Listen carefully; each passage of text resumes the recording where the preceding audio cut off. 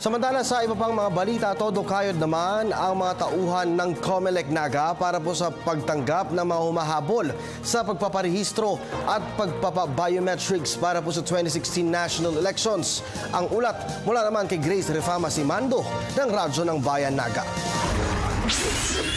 Mula alas 8 ng umaga hanggang alas 8 ng gabi, kahit lampas pa, ay todo kayod ang cool na mga tauhan ng COMELEC Naga para lang matanggap ang lahat ng mga humahabol sa biometrics. Kagabi, ng Radyo ng Bayan Naga Patrol ang kalakaran sa COMELEC.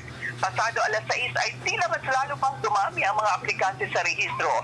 Ito kasi yung may mga trabahong buong araw okupado at sa gabi lang nababakante. Baga alas 7 na ay halos sa abot pa sa mahigit 200 ang nakapila sa COMELEC. Pahayag ni Atty. Mike Julia sa halos 70,000 botante ng Naga City.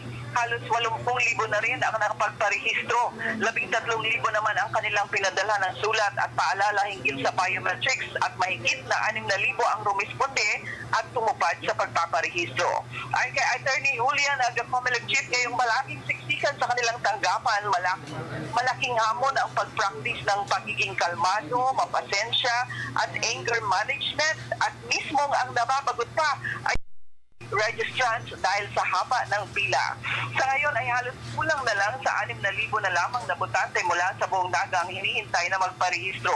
Pero ang iba daw ay maaaring pumanaw na ng ibang bansa o kaya ay lumipat na ng lugar.